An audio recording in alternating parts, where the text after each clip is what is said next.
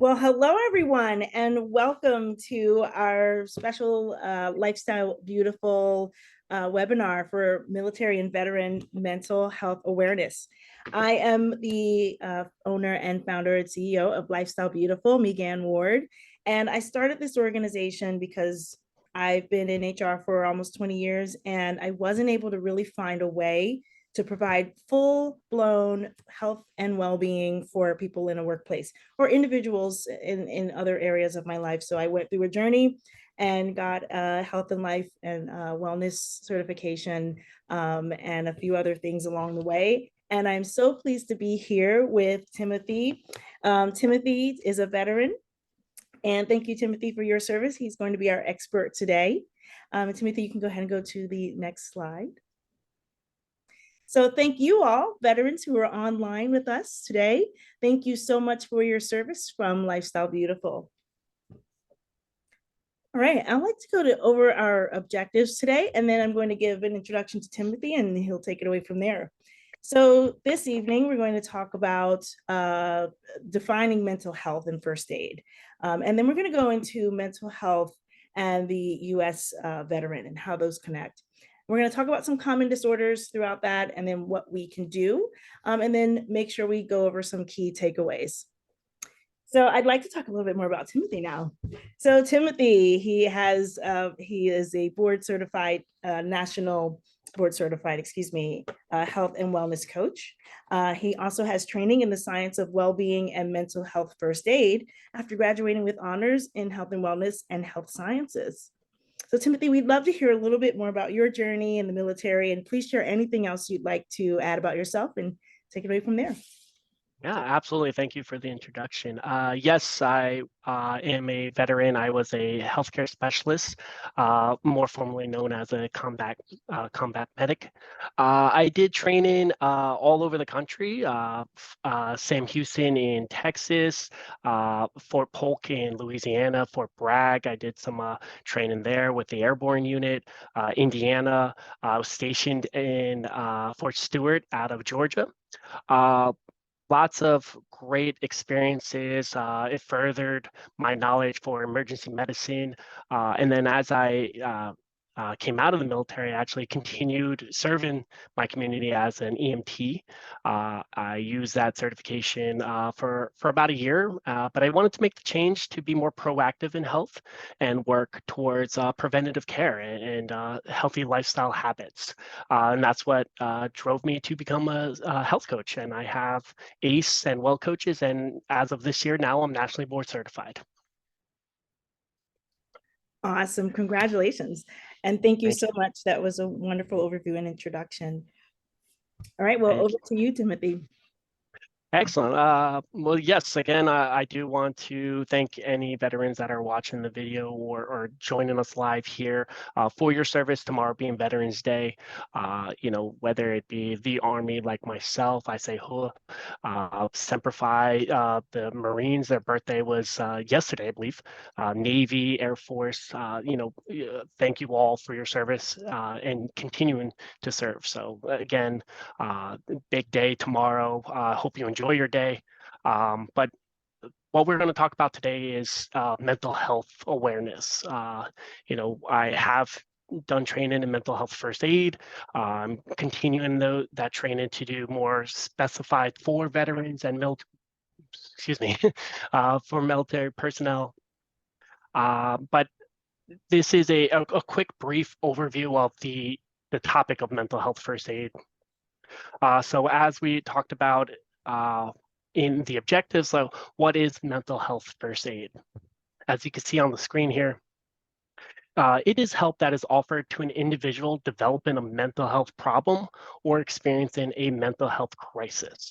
So mental health first aid should be provided until proper medical professionals arrive and relieve that responder of duty. Now, the proper medical professionals, this could be healthcare specialists, or it could be in the sense of first responders, policemen, firemen, people who are trained to help in a crisis situation. The key takeaway on that, and we'll go over this again at the end, is that you don't want to leave that person alone. You're there to provide that aid until the assistance that they need is provided. Now, mental health first aid is a skill-based training course that teaches participants about mental health and substance use disorders. Now, there is a program, you can see the link there, that mentalhealthfirstaid.org. Many different programs are out there, but that is the most widely recognized training program in the nation. And you can register for a course online to become first aid certified. Now, mental health first aid can be a great a great step for the individual suffering between the stages of becoming unwell to unwell. Now, the purpose of first aid is to help somebody to prevent them becoming into a mental health crisis. It is not care, it is prevention. So that is important to know. This is in no way like a medical diagnosis. You're not doing any kind of treatment. You're providing aid. Now, when we talk about mental health, well, we're specifically talking about mental disorders or illnesses. And the big thing about them is that they are diagnosable. You typically will be seeing a specialist that will determine if you are suffering from some kind of mental disorder or illness, but that is the distinguishing fact, is that they are diagnosable. It can affect individuals' thinking, their emotional state, and their behavior. Uh, that's why it is diagnosable, because these things are very noticeable. This also happens to disrupt their ability to focus on work, complete everyday activities, and even engage in simple interactions. I'm sure most people are familiar with an individual or multiple individuals that find it difficult for everyday socializations. One person that comes to mind would be the Big Bang Theory, Dr. Sheldon Cooper. As you probably know from the beginning of the show, he found it very difficult to communicate with others. He wasn't suffering from a mental disorder or an illness, but in that sense, that's what it means. Now, on the bottom of the screen here, you'll see that only 41% of suspected mental disorders typically see the patient seeking medical assistance in a given year, while the median delay for treatment is generally about 10 years. Now, that's going to be important because we're going to talk about that again later. But remember that fact right there is about delay in treatment for about 10 years. Now, for most mental health illnesses or disorders, these are the very common signs and symptoms.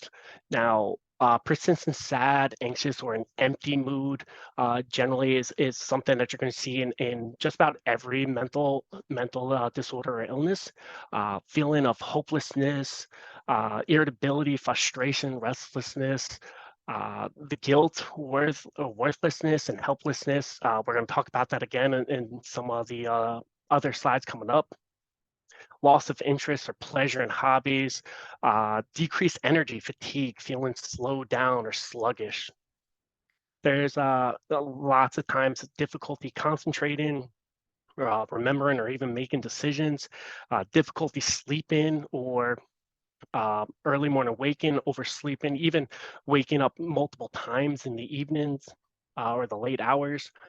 Changes in appetite or unplanned weight changes. This is a big one because this can be a general sign that actually affects your overall health. So that's a big one to look at as well. Thoughts of death or suicide, very important. We will talk about that more. I know it's a tough topic to discuss, but it's definitely one we want to share or to touch on. And then aches and pains, headaches, cramps, overall just, feeling off. Your body's trying to give you signs, and it's just, in a sense where you know something's wrong.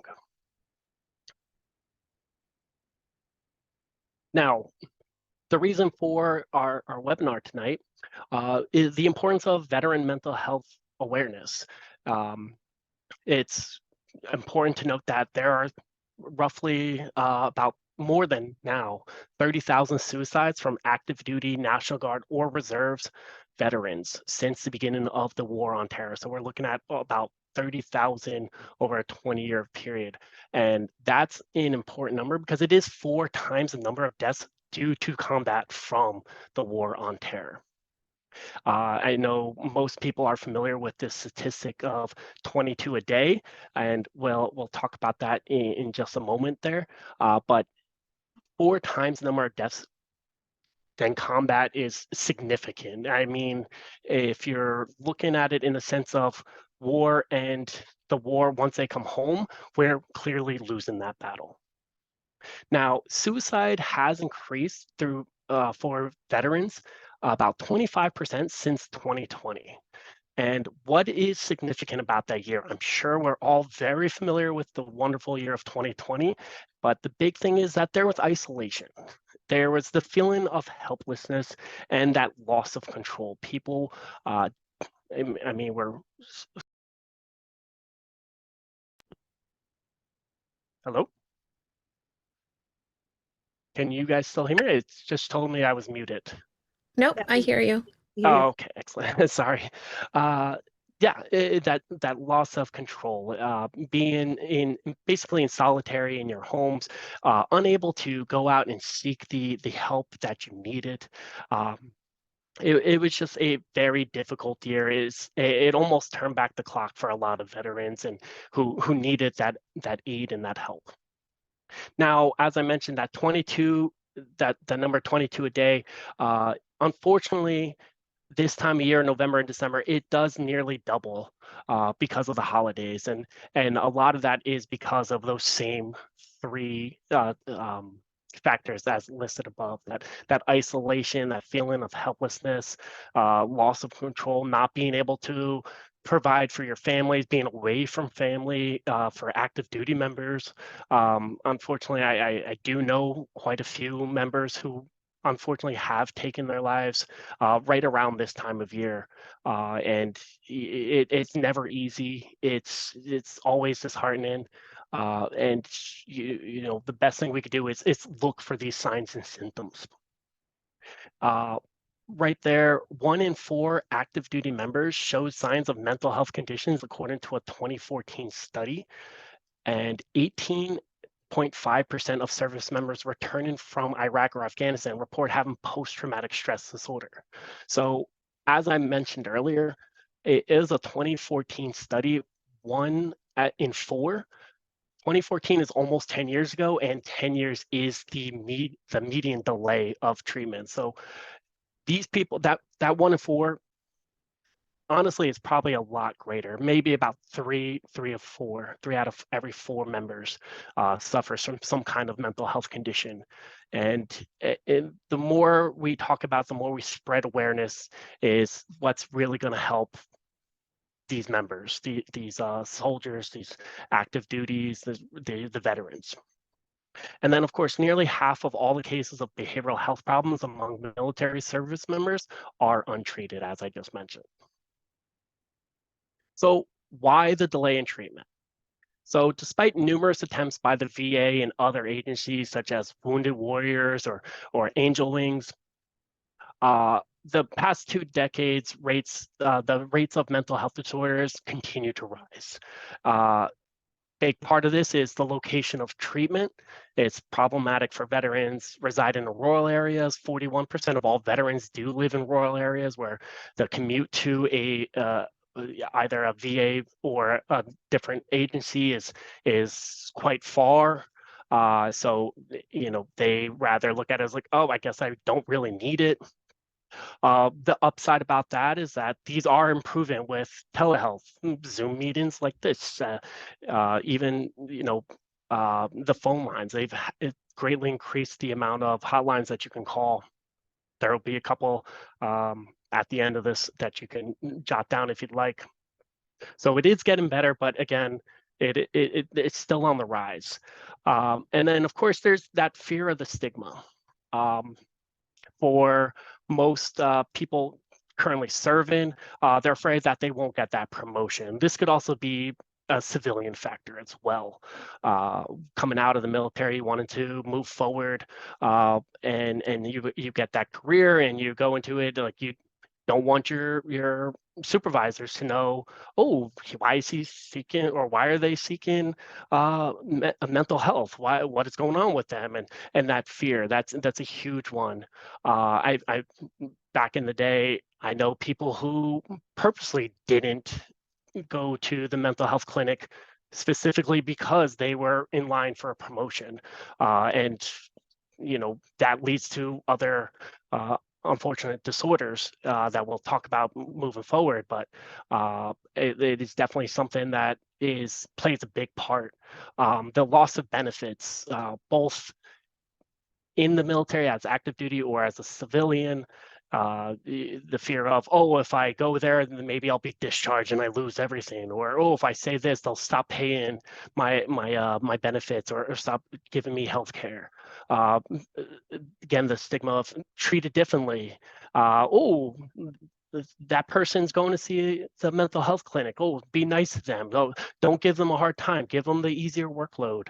And then retaliation. A lot of time, it's sad to say, but it does happen. People who do seek treatment and have to go to coaching sessions with either a health coach or seeing a physician for certain matters, and because they're missing the day, it's, oh, well, you weren't here, and why don't you go and clean up the chow hall, or go in there and park the trucks again. It's just it's silly, but it does happen. And like I mentioned, we're going to talk about some of those common mental health. That's the typo. Mental health disorders amongst service members. I have about 5 on here. These are the most common ones. There are many more, but these are the ones that specifically stand out. Well known by most, post-traumatic stress disorder, or PTSD. Now, PTSD is classified as when a traumatic event, such as combat or assault or a disaster, can bring about long-lasting negative effects. Now, as I showed in that slide previously, the common signs and symptoms, you'll see a lot of those typically are on these next few slides. But with post-traumatic stress disorder, very common, we see trouble sleeping, unnecessary anger or rage, having nightmares or uncontrollable thoughts about the incidents, even when closing their eyes sometimes, or a sound that can trigger something, which goes into the next one, that being jumpy and skittish, always on alert, wanting to know everything that's going on, or having to check out everything, bringing up eating disorders because the simple fact of wanting to be on alert, or not wanting to be, I should say, but being on alert, they don't feel that they can sit down comfortably to enjoy a meal. They need to be able to be aware of their surroundings. Alcohol or other substance misuse. Again, I put a note in there. We no longer look at it as alcohol or substance abuse. That means, with the word abuse, we're looking at it as not only using it recreationally, but then overusing it. Instead, we like to use the word substance misuse now, because while you can enjoy some adult beverages or substances recreationally, sometimes maybe we kind of just go over the edge a little. So it's a misuse disorder, not abusing it. And then suicidal thoughts or actions. This tends to be the underlying factor of post-traumatic stress. Most people do want it to end, unfortunately, and this does tend to lead towards more of those untimely demises. It's difficult to work around, and when we talk about how we can help a little later, we'll discuss that more in depth. But that tends to be one of the big key factors of PTSD. Now, in 2014, the JAMA psychiatry study found that the rate of PTSD to be 15 times higher in armed forces personnel than in civilians. PTSD does happen in civilians, as I stated earlier. It can be from an assault or a natural disaster, even the sexual assaults sometimes, but it's not just military combat. It can be anything that causes that traumatic event in the person. So it not only is present in armed forces personnel, but also in civilians. Now, depression. Depression is the second most common mental health disorder or illness in military personnel and veterans. It is one of the most common mental disorders in the United States. It's not just a veteran issue. Just like PTSD, it can affect civilians as well. It is typically diagnosed as major depressive disorder or clinical depression. Those are just the actual diagnosis of it. Again, as I mentioned, mental health disorders are diagnosable, so that's how it would be categorized. It is common. It is common. I'm sorry. It is common, but it is very serious mood disorder. You know, I believe it said that 85% of people at some point in life do suffer from some kind of depression, and it's about where you go from there. This can cause severe symptoms that affect how you feel, you think, handle daily activities such as sleeping, eating, and working. Very similar to what I was saying back on like slide 4, where this will cause you to change your everyday lifestyle. There are different types of depression.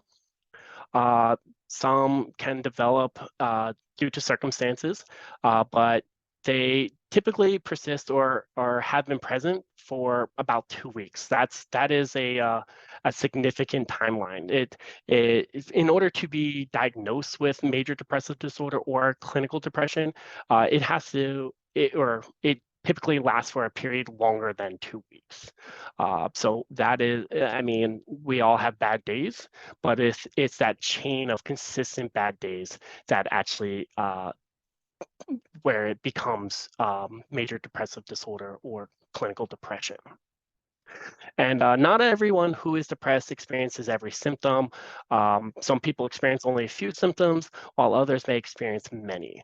That again, as I stated in that earlier slide, there's lots of different signs and symptoms. You don't have to do every single one in order for it to be some kind of mental health disorder or an illness. But generally speaking, if a few of those do continue for at least a 2 week period, then yes, maybe you want to speak with somebody. Traumatic brain injury, or a TBI. Now, this is when an injury that affects how the brain works. Generally, it happens from a bump on the head or some kind of blow. Some examples given there, like a significant fall or a motor vehicle accident. But also penetrating injuries as well, gunshot wound, or common in the war against terror, some improvised explosive devices, IEDs. It's not so much that the explosion, it's what happens from the explosion. The explosion itself can blow the soldier generally off his feet, and that itself will cause the head to jolt, and it causes the brain itself to bounce back and forth within the skull. That is the trauma. This is very common in a lot of veterans coming back from the war on terror. As I mentioned in 2014, that study, 1 in 4 announced it essentially, or declared it. this has been a major cause of death and disability in the United States. So nearly 176 Americans died from a TBI each day in 2020. That accounted for over 64,000. It's the worst part about it is that if you don't catch a TBI early, it does become very difficult to treat. TBIs are categorized in three main types. You can have a mild TBI, also more commonly known as a concussion. There's a moderate TBI. That would be more like that, as I stated earlier, that fall or maybe a motor vehicle accident, or you could have a severe TBI, which would be more like the penetrating injury, the gunshot wound or an IED explosion. Sleep disorders. That is the third most common. Fourth most common. And unfortunately, I do suffer from sleep disorders. It is a condition that results in the changes of the way you sleep. It's very, very common in a lot of military service members. It's generally any kind of change in your sleep pattern. I listed a couple there on the bottom we'll get to. It can affect your overall health. If you do not get restful sleep, it can cause changes to your body. Your body's not repairing itself after maybe a workout, or your brain's not able to, or your body's not able to actually clear your brain. You need that time for your to kind of shut off so it can clean itself and heal overnight. It often includes one or multiple symptoms, such as, excessive daytime sleepiness, irregular breathing, increased movement during sleep, uh, irregular sleep and or wake cycles, which is what I unfortunately suffer from, and difficulty falling asleep. Now, the main types of these sleep disorders, there are four groups of them. Insomnia, which is the inability to sleep. Sleep apnea, which is, as I read before, irregular breathing. That's actually, sleep apnea is actually when you stop breathing in your sleep, which causes you to very briefly wake up to catch your breath. You don't realize it's happening, but I can assure you that everybody around you probably understands that you're not breathing, or unfortunately you're snoring. Restless leg syndrome. This is the inability to lay down or rest comfortably. You have this undeniable urge to need to move. And then narcolepsy, which is, as mentioned before, that excessive sleepiness during the day, falling asleep at random times, the inability to basically go through your day. And then we have the substance use disorders, or SUDS. This is common, and it's common, it's recurrent, and it is very serious. As I said earlier, we don't call it substance abuse now, it's misuse. This is very treatable, and many people do recover from it. There's lots of programs out there, AA, NA. Most common in active and veterans is the use of alcohol, or some kind of unfortunate prescription drugs that causes an impairment. It can bring about many health problems, and if it exceeds too long, and it can actually, where it actually grows and becomes an issue, we start to see oftentimes that people fail to meet their responsibilities. Great examples would be, wanting to go to the bar rather than save that money to pay the electric bill. For some, it's the forgetting to pick up their children from school because they were high on something, or they simply forgot because of their impairment. Often this does coexist with other diagnosed mental illnesses. The biggest one that it partners with essentially would be depression. A lot of times, people who are in a depressed state of mind will unfortunately misuse substances. Um, Another one is sleep disorders. Sometimes people find that they can't sleep unless they have some kind of substance in their system, that nightcap or pills.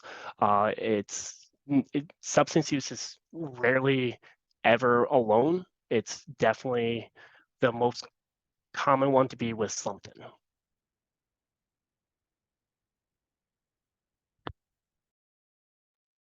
So how can we all help? Now, I know I've been talking about the mental health first aid. Uh, there are programs out there that you can register for. There's help that you can find, but this is in general how we as a society can help those that are suffering from a mental health crisis, and as I stated, prevent from becoming unwell to being unwell. Now, the biggest way to remember this is algae. This is from the Mental Health First Aid Board. They have a great little koala. You could actually purchase a koala stuffed animal if you'd like on their website. But we apply algae, and algae is an acronym. We love acronyms in the military. It means assess, listen, give, encourage, and encourage. We'll go over all that. Again, I just like looking at that little koala. He's a very cute little guy. All right, assess. So first, we want to assess for the risk of suicide or harm. Uh, we want to ask those questions without dread. You need to be clear and precise. You don't want to sugarcoat anything. Uh, be you want to get the information. Don't beat around the bush like, oh, in a training exercise, I had somebody actually come up and they're like, oh, are you thinking about maybe? You don't want to do that. Come clear to them, discuss it with them, find out what it is they're they're thinking, and their plan. Get those specifics. Do they have a plan? Is there a method that they're planning on doing any harm or a potential suicide? Is there a timing? Is there a deadline that they're looking at? Um, the more that they are talking, the more information you're likely to collect. Which brings us to our next one, which is listen. Now, mindfully engage with the individual. Now, what that means is you aren't just listening to respond, you're listening to gather information, that assessment, right? You want to look at what it is they're doing. Are they fidgeting? Is there something that they're holding on to? How do they look? Are they pale? Are they clammy? Are they sweating? Are their eyes fidgeting? Are they constantly looking at something? And how do they feel? I I mean, if they've already started their plan, maybe they're running a fever. Maybe again, clammy and sweaty. You can see that something's off. Or ask them how they feel. Like what's on your mind? If it's clearly just uh, like dark thoughts of depression and helplessness, and they want an end to the situation, maybe that's something that you want to know, so you have to ask them directly. You want to listen non-judgmentally. uh, Remember that we're listening to gather information, but we also want to be able to respond heartfully. We don't want to give them the idea that, oh, they're foolish for these thoughts. Um, be cognizant of your facial expressions. Uh, Everybody, I'm sure, has had a small child run up to them and fall, and they react to your reaction. If you're scared and on high alert, that person's going to be scared and on high alert. Keep yourself calm. Watch your tone of voice. Don't raise it. Don't make it a joke. Speak to them directly. And because listening is so important, we have a second slide. That non-judgmental mentality, your attitude is also important. Be accept and be genuine, show empathy. Empathy is huge in the fact that a lot of people don't necessarily understand it. But I like to look at it as it's imagine the person being in a hole, and what you want to do empathetically is help them get out of the hole. You don't want to be in the hole with them. Um, your nonverbal cues are also a big thing. Be attentive. Uh, have a comfortable level of eye contact. You don't want to be staring at them. You don't want to not look and make them feel like you're not paying attention. You're seated in position, and that is a big one. For the simple fact that how, like I mentioned earlier, your reaction is going to be their cues as well. If you're in a seated position, sit aside them or adjacent to them. Don't sit directly in front of them. Also positioning, if they're seated, get down to their level, sit next to them as well, or adjacent, as I mentioned. You don't want to be standing and hovering over them. You don't want to, uh, for example, be blocking the path to the exit or the doorway. Don't make them feel trapped. Be accepting, be open, let them feel comfortable around you, and don't fidget. It's a lot of people, they don't know when they are fidgeting, and it's tough to stop that habit. I'm sure anybody who cracks their knuckles knows if you get into that sense. But the more relaxed and calm you are, the better connection you're going to make with them. Give. So we want to give reassurance. Be someone to help them stop worrying by saying kind and helpful things. Again, with respect to the tone that you're having, and those nonverbal cues as well. That soft-spoken tone, make break the tension in the room by making yourself an ally to them. Remind them that it's not their fault, nor are they going to be in trouble. When people need help, we want to give them that help. It's not. This isn't the blame game, and oftentimes they're overly experiencing that kind of blame, or feeling of helplessness, and that it's all, the world's that is against them. Again, being their ally. Give them information, answer all questions sincerely, and discuss observations you or others may have come across. Uh, this is big, because this is when you, the first responder or the first aid giver, would tell them, I have seen, over the past week, you don't seem to be showering. You're not really taking care of yourself. Do you want to tell me what's going on?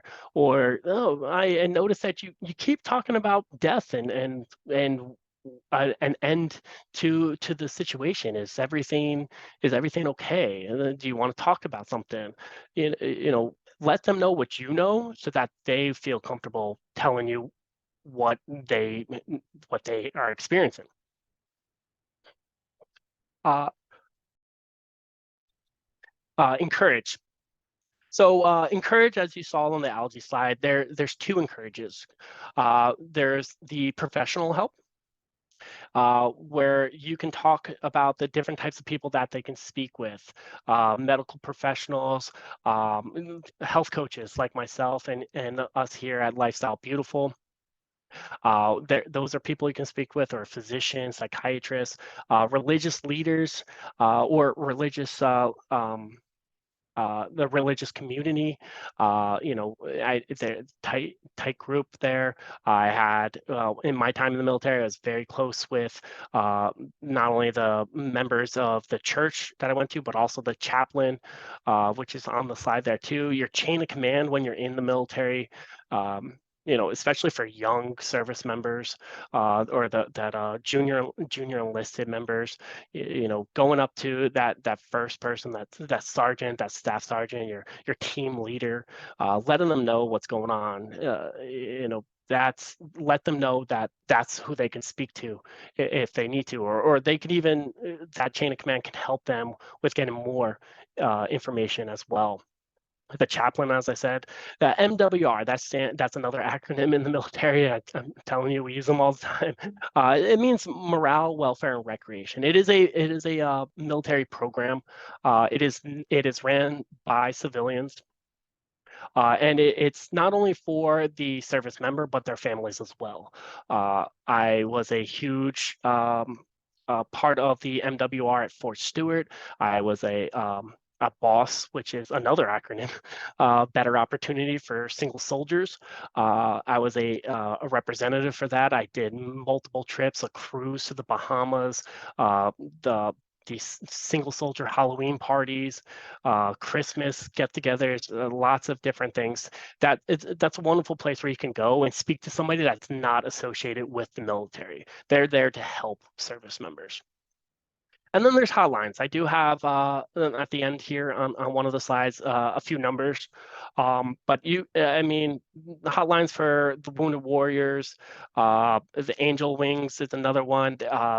Oh, I forgot the name of it, but in Boston they have a great program that's really kicked off a lot, all there to help people as well. Really can be beneficial for people just to have a number to call. And then encourage self-help or other support. We want to engage or have them or speak to them about engaging in physical activities. Sometimes, as we all know, exercise can be a great mood booster. Get those endorphins, yeah, flowing, get happy thoughts, improving our mood. Excuse me again. I probably shouldn't be drinking seltzer water. Improve on relaxation techniques. A health coach will be great to speak to about different types of relaxation techniques. I have two there. Deep, heavy breathing, or art and music therapy. Things that are going to create a calm environment. Meditation is another relaxation technique that you can use. But then there's also peer support groups. Wounded Warriors, a immensely great program. The VA groups all over the country. I know, as I stated earlier, 41% of veterans are so far away from VA groups, but with the improvement to telehealth, they do have virtual get-togethers now. It is possible to be home and still be in a group. AA, NA, ACA, these are all, they're specific towards substance misuse, but they are support groups. Those are just a few examples. Mend and Fences, that's the one I think I was thinking of. The Veteran RAM program for veterans, I believe is out of Boston, but they're wonderful. And then, of course, self-help, making time to spend with family and loved ones. It's different from a peer support group, as a peer support will be people who are familiar with your situation, but nothing beats the love and support that you can get from people that you care about. So then what is the next step after Algae? After you tend to find an individual, a military veteran, or any person actually going through a mental crisis and preventing them from becoming unwell, or reaching unwell. The next step after Algae and going through those 5 steps is to keep that person safe. As I mentioned earlier, you're with that person until somebody more qualified relieves you. It's important to say because it's you don't want to be the person that ends up walking out of the room to find out the bad news the next day. This comes from personal experience in the military to secondhand experience as well. I've watched sergeants literally sit outside a person's bathroom because of the thoughts that they were having. I've walked a person to the chaplain so that they can speak to somebody outside of the chain of command that would listen to them about their situations. Um, so keeping that person safe is important. Those support systems, like we had in the back one, get them those numbers if you need to, or reach out to their chain of command. Have somebody to a safety contact or multiple contact numbers. You want to involve them in the decision making. Now, I do have very important there because it is very important. Most of the time, these individuals are experiencing some kind of crisis because of that helplessness, that I have no control over anything. So you coming into a room and telling them what it is they're supposed to be doing is not as effective or helpful as you think it is. It might just be the cherry on top that pushes them over the edge. Give them the ideas, suggestions, choices, and let them choose. And then you support them in that. Calling law enforcement is only if it's necessary. And the main reason for that is if they're aggressive, whether to you, to another person, a family member, or if they're dangerous to themselves or others. If we need to call the personnel we need to make sure that they're not going to commit harm, then unfortunately it has to be done. We're not sugarcoating this. Where our job is, or our goal is to prevent their demise. Unfortunately, you want to keep them safe, as it says right there at the top. Important to remember that not all self-harm is a sign of attempted suicide. This is a very broad statement, but it's very true.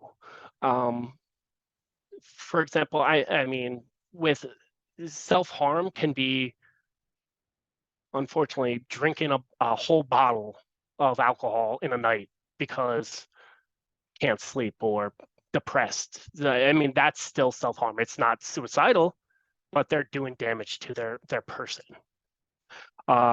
When you are discussing any kind of self-harm, for example, the bottle example I just gave you, avoid negative reactions. You do want to be direct, but you don't want to make them feel guilty about it. Focus on ways to stop the distress.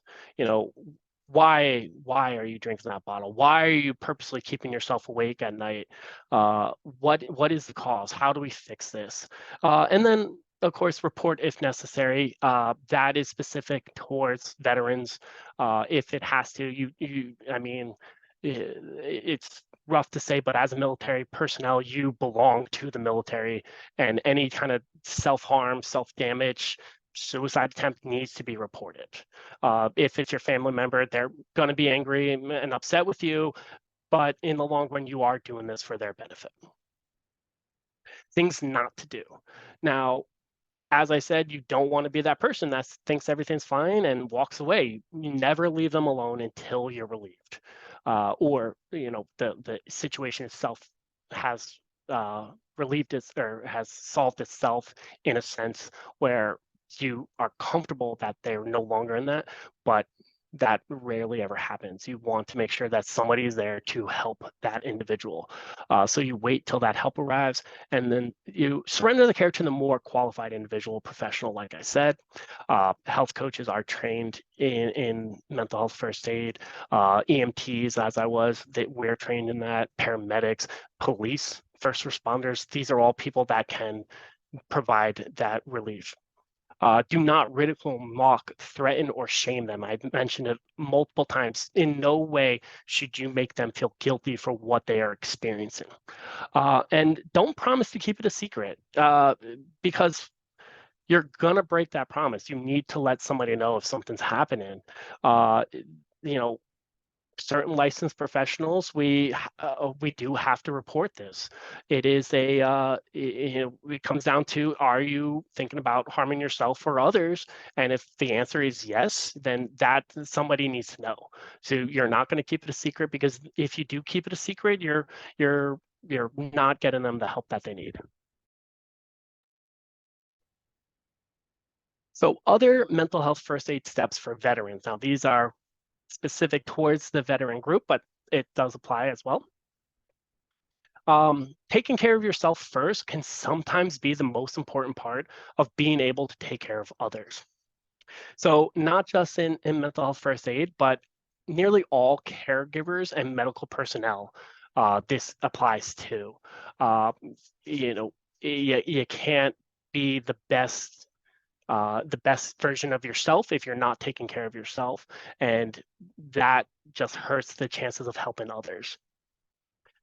You should also have a healthy means of self-care to avoid burnout.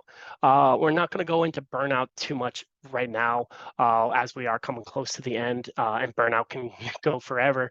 But make sure you're taking care of yourself. That extra day off of work, get out in nature, maybe some sunshine, any means that you need to make sure you're happy and healthy yourself. Understanding that it is okay to not know. I love this one because coming out of the military, people want to talk to you, they want to hear it, and you're saying stuff. As I mentioned, I probably went through 15 acronyms. Like the lingo or the terminology, tracking, on the move, I'm up, he sees me, I'm down, things like this, that this is just things that are instilled and engraved into our knowledge, through all of our training, and then unfortunately through our everyday life. Yeah, I mean, you may even sometimes see people stop to talk on their phone, because in the military, it is actually against the rules to walk and talk on the phone at the same time. Like things like that, the experience and training,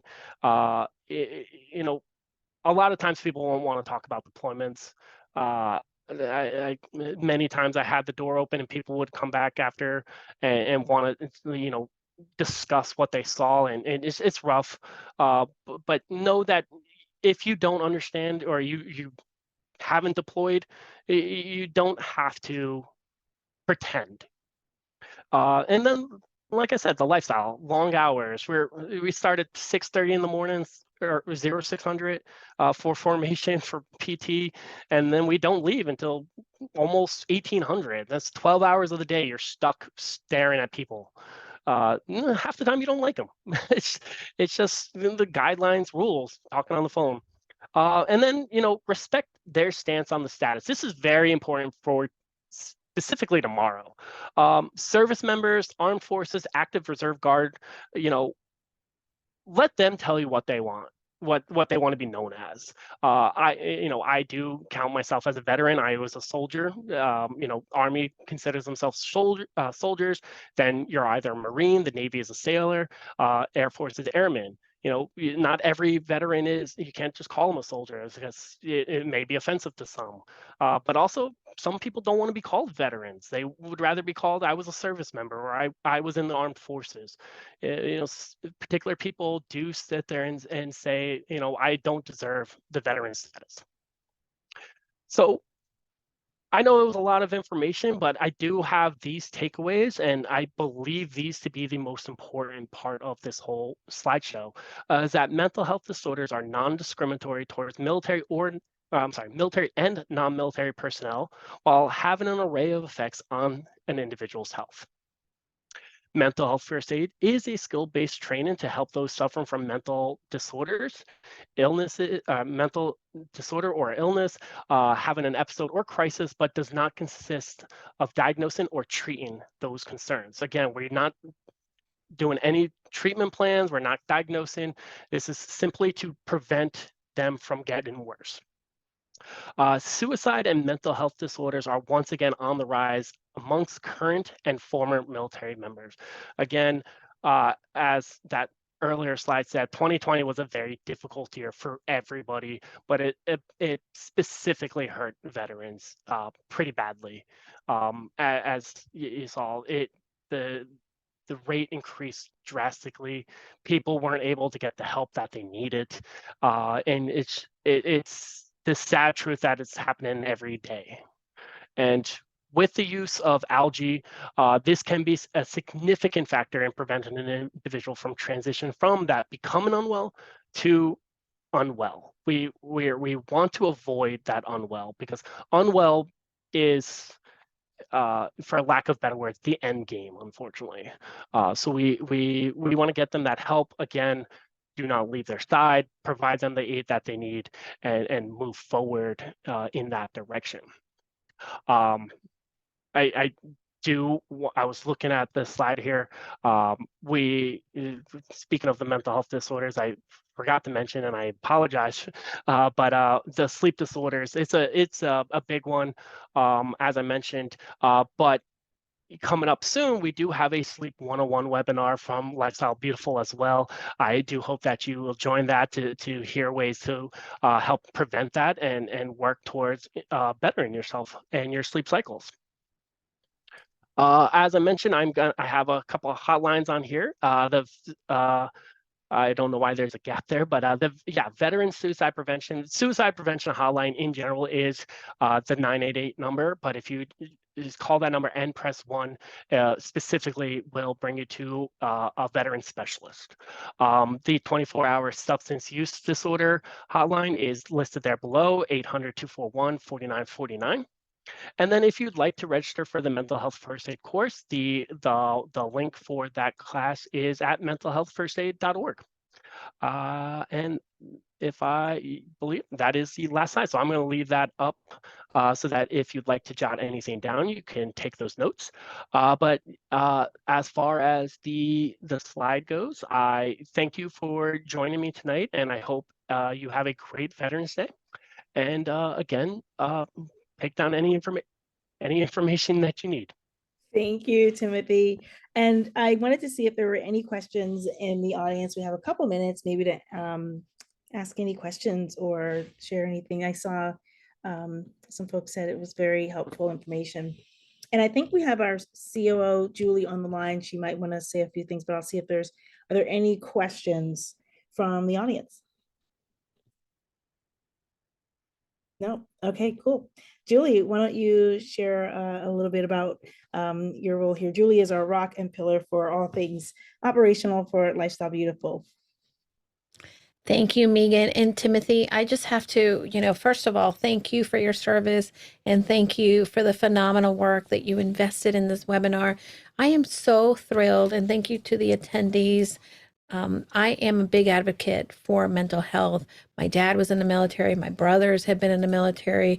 And I know that it is definitely a labor of love, and anything that we can do to provide the supportive communities to, again, as you continue to reintegrate into a normal, and there's nothing as normal, right? Especially after the pandemic, into everyday life. And there's no shame in getting the support system. If we need glasses, we go out and get a test for glasses and get glasses to help us see. So Lifestyle Beautiful is here specifically to help support individuals in creating the type of lifestyle that allows them to live and thrive. And we have 5 different pillars that we really based our services on. And I invite all of you to continue to keep in touch with us. We actually can let you know of any upcoming webinars that we have. There is a sign-up form that you can click on, and then we will keep you up to date with all of the upcoming wonderful webinars. We have a beautiful team of coaches that are available and knowledgeable in their area of expertise. Some of the webinars that are coming up, we are talking about a little bit of mind over chatter. Our mind is always going, and that is going to be next week on 11/15 from 6 to 7. We have another one on Sleep 101. And thank you, Timothy, for mentioning that. I know that we had talked about that. And that's going to be a great one because all of us from time to time struggle with sleep. And we're going to give you some great tips to walk away with to ensure that you are getting your Z's, because that is crucial to health and, again, to living the lifestyle beautiful. That is going to be on, again, also the 15th, on the same day as our webinar, but it's at lunchtime. So for those of you who can't make it in the evening, lunchtime is available. We also have favoring fiber, and this is part of our healthy eating. And we're going into the holidays. We're going to be eating a lot of different things. So we want to make sure that we're also taking care of our gut. So stay tuned for these webinars, how stress impacts your digestion. Again, we want to make sure that we know that as stress comes into our lives, we know what are the side effects, and we're going to give you tips to be able to create better eating habits and understand how the stress will keep you from being in your best health. I appreciate you being here, participating. Please keep in touch with us through all of the social media channels. We are Lifestyle Beautiful. We are committed to helping you create the best lifestyle possible for you. And thank you again, Timothy, and everyone who has joined us tonight. I am just thrilled by having this time together. Yes. Thanks, everyone. Thank you for Have a having good me. evening. Bye-bye.